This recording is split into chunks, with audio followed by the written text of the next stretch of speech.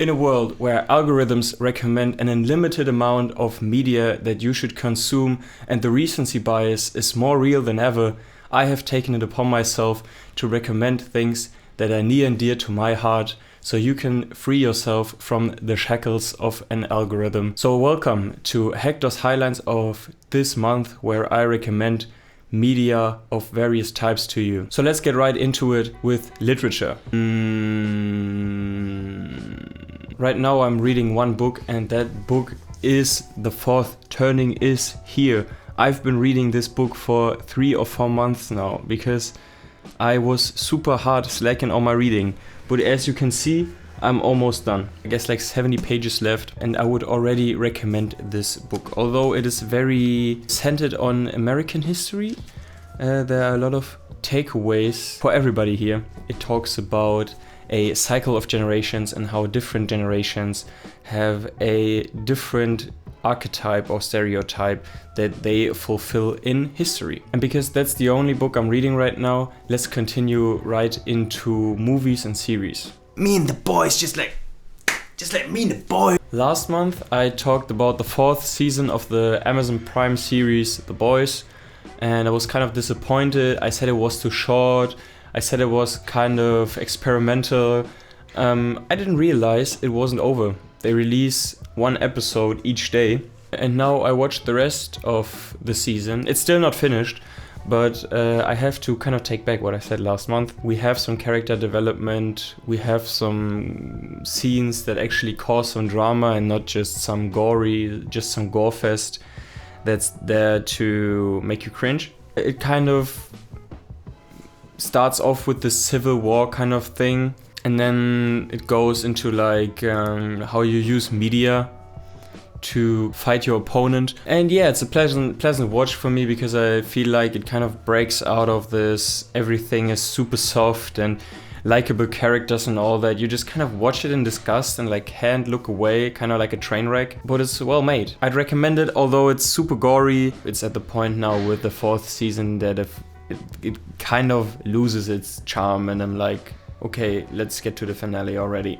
But that's just me. This month I also decided to start a test subscription of Crunchyroll, which is an anime streaming service, because I still had 4 episodes left of one of my favorite animes, Mob Psycho 100. So I finished the last season and I was not disappointed. It's like my top 5 or top 10 anime. Mob Psycho 100 is about a world where teenagers have like superkinetic powers or like psychic powers, and Mob is the one with the strongest powers, but he can't use them always or can't like use his full potential. But when he's at 100, when he's done with the world, when he's kind of angry at everybody, then he goes crazy and nobody can stop him. It's by the same guy who made One Punch Man, so the humor is pretty similar. Mob Psycho 100 is an easy watch and super nice animation, super creative. Although I get that like the super dry humor is not for everybody and could seem dumb to some people. With my Crunchyroll subscription going for 1 week, I didn't plan on paying any money. I just kind of scammed them into finishing Mob Psycho 100. I started the anime GTO, Great Teacher Onizuka, which is a 90s slice of life anime drama comedy about a 22-year-old guy who was a biker back in the day, couldn't get the job, and now wants to become a teacher because he's into underage girls. This anime kind of showed me that some Japanese tropes or like anime tropes are kind of weird. Like, I have been watching anime all my life now, but like slowly creeps up on me like kind of how women are depicted and all that, and like a 22-year-old trying to get with some 15, 16 years old, even saying like the new law kind of gets in my way, hinting at that there's a new law to protect minors.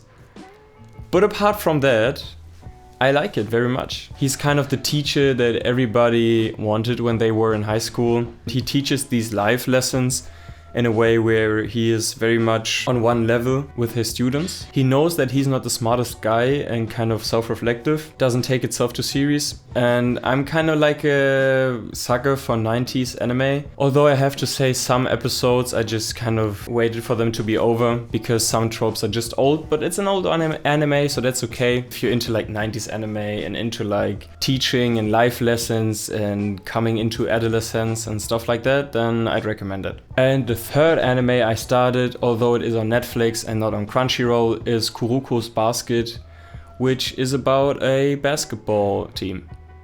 I'm 4 or 5 episodes in. I'm not super into it, but I gotta say that my heart already belongs to Slam Dunk, which is also a 90s basketball anime by Takehiko Inoue. I probably butchered that name, but he's the same guy that did Vagabond, which is also a very nice manga, very artful, very artsy and philosophical. The way of the warrior and what it means to be strong, which I'm reading right now as well. That's it for visuals. Now let's get into music. As it is tradition here, I have 3 songs and 1 album that I'd like to recommend to you this month. Starting off with Candy by Isaiah Falls. Isaiah Falls is somebody who I talked about like 2 or 3 times now in Hector's Highlights. He has a project out right now which is called Drugs and Lullabies. Candy is song number 6 of the project, and I'm just an Isaiah Falls fan. He's an R&B artist. He kind of tries to bring the smooth 80s, 90s, West Coast in the modern times. He's not afraid to use some stereotypes, and right now he's not at a point where he's like big on storytelling or like big moods, but just like singles and short, nice tracks that you can have in your playlist. But I guess that's just the music industry right now with all the streaming services and getting plays. My next song recommendation is Pictures in My Mind by PinkPantheress and Sam Gellaitry. Sam Gellaitry is my favorite dance music producer. A very crazy mix of like lo-fi, trap, EDM, house, and in this case with PinkPantheress, pop. You just want to dance listening to this. I would recommend listening to the whole catalog of Sam Gellaitry. This song is a good time. And my last song rec is Naked by Louis Culture, which is like laid back, introspective rap. This song just feels very nostalgic, kind of like a childhood memory with a sprinkle of doubts that you have as somebody who comes of age. This is a very comforting song for me, and I hope it is for you. My album recommendation this month is I Care Because You Do by Aphex Twin from the year 1995. The project is 1 hour and 3 minutes long and has 12 tracks.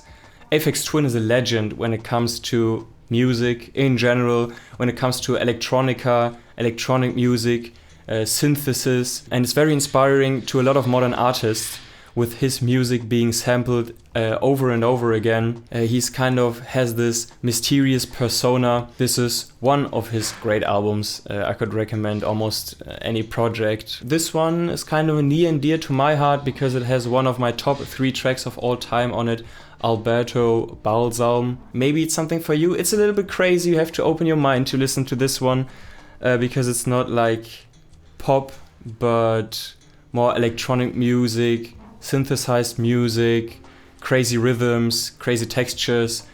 But I believe if you're open for it and if you're up for it, then you can get something out of this project. If you enjoyed this video, leave a like and consider subscribing. I see you in the next one, and keep off the algorithms.